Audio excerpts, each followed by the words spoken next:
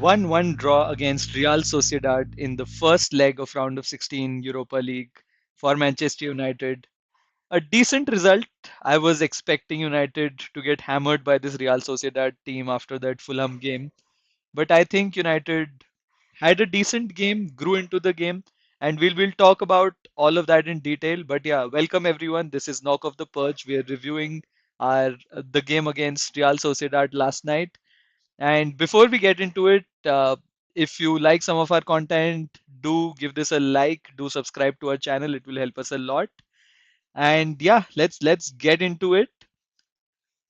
This game against Real Sociedad, I think we started a little slow, but we grew into the game. It was over the course of the first 15-20 minutes we started getting much stronger in the play, and it was evident by the fact that we started not conceding a lot of chances.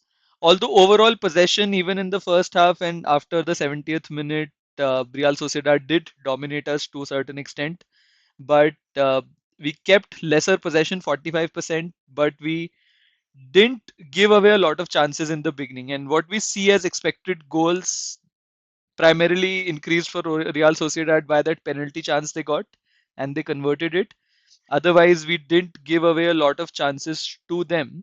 Although they had 13 shots, their first shot on target only came in as the penalty in the 71st minute.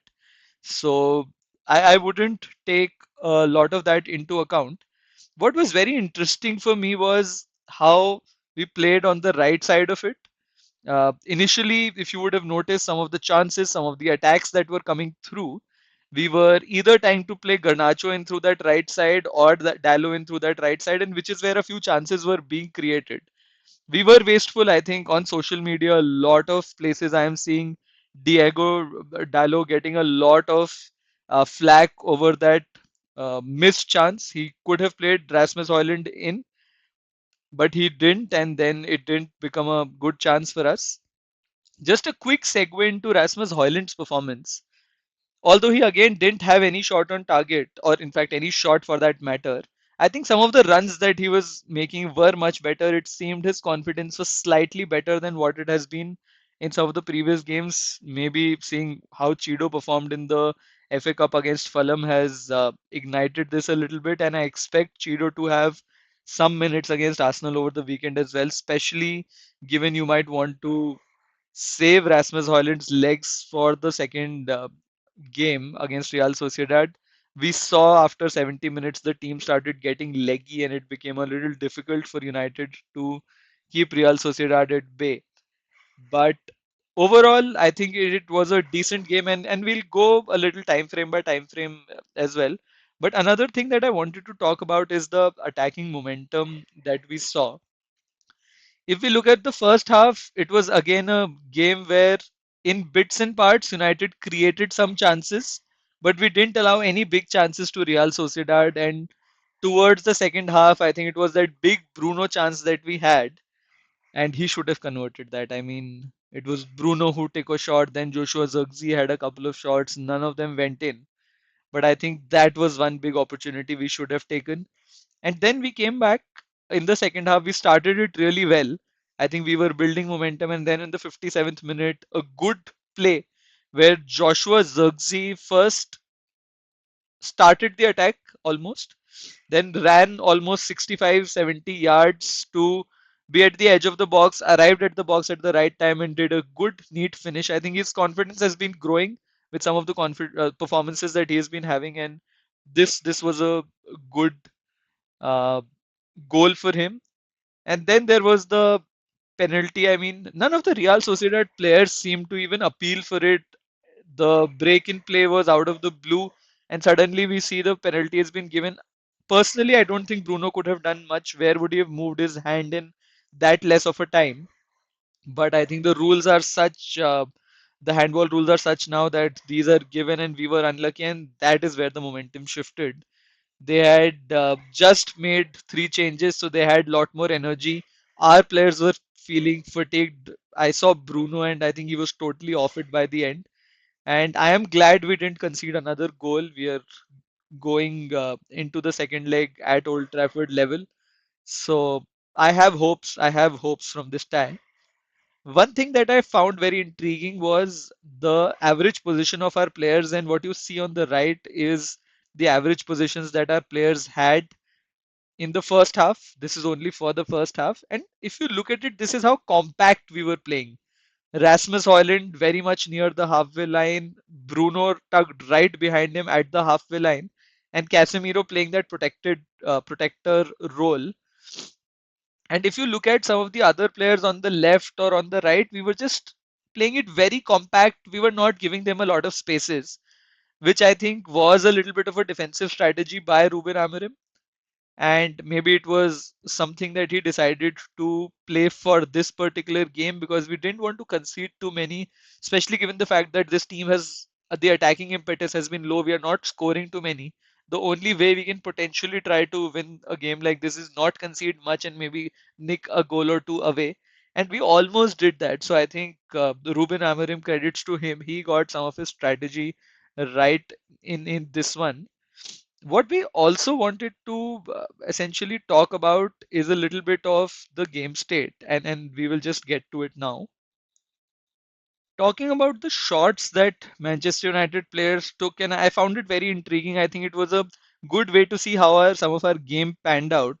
Alejandro Garnacho took the first shot. It was a meek shot, which was saved by uh, the Real Sociedad goalkeeper. Dorgu had a few chances, and this was the chance where I think he slapped the ball on the left. And I think I wanted to discuss a little more on Patrick Dorgu.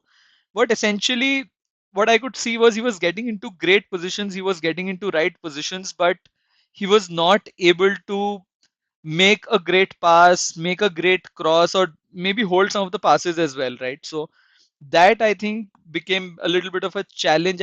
Dorgu is 20 years old at this point in time, but he definitely needs to improve. But what it does, it puts a little bit of a faith in the system. If you have a proper left wing back, they will get into right positions. So it's a good sign with the right coaching from Amarim. Probably Dorgu will work out better. Garnacho again had a few shots from the right as well, and they were either blocked or they hit the side netting, so they were off target. So I think that was happening. But this chance in the 37th minute, I think this was the big chance that we had. This is what should have been converted, and the form Bruno Fernandes has been.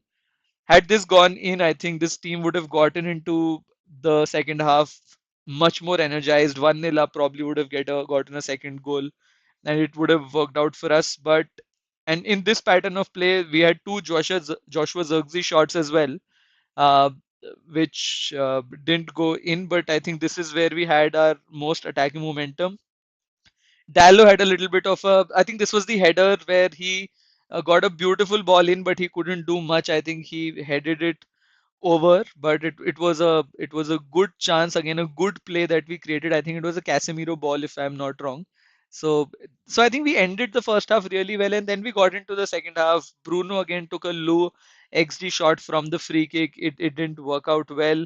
Then Garnacho had another shot which was, I think, which hit the side netting, and then we continued to sort of put a pressure on Real Sociedad at that point in time.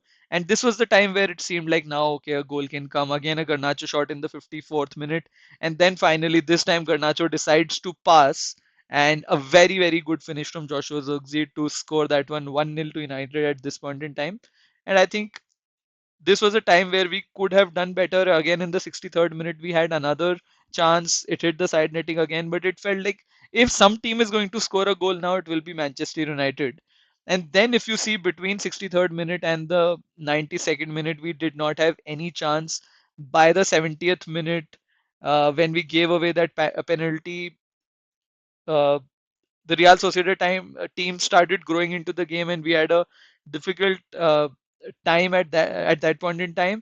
A weak shot by Christian Eriksen towards the end. I don't think I wouldn't make too much of it, but yeah, this is where the game ended, and I guess 1-1 is a decent result for us to go in with, and hopefully in the second leg we can convert this one.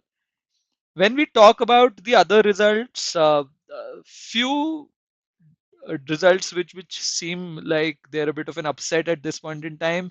AZ Alkmaar taking the 1-0 lead at the end of first leg against Spurs. Spurs who are being touted as the other big favourites. The given Spurs and United are in the other halves, it was being talked about that there it could potentially be a final against Spurs, but Spurs will need to do better when they take this at home.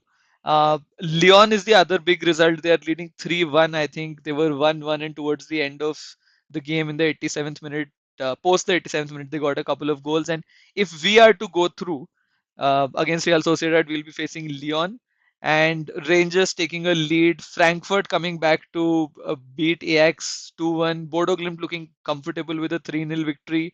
Roma getting a 2-1 lead. It's going to be close in the second leg, and same with the Lazio Victoria Pleasant game. Lazio leading 2-1. So I think some very close games in the Europa League. Hopefully, United team can overcome this Real Sociedad team in the second leg at Old Trafford. The pressure is going to be on this team. They haven't performed so well at Old Trafford, but hopefully they can come through this and hopefully we can win this one in the second leg. We will see you for the weekly episode. Thanks for joining in. And as always, this is our perch. Let's knock him off. Until next time, stay united.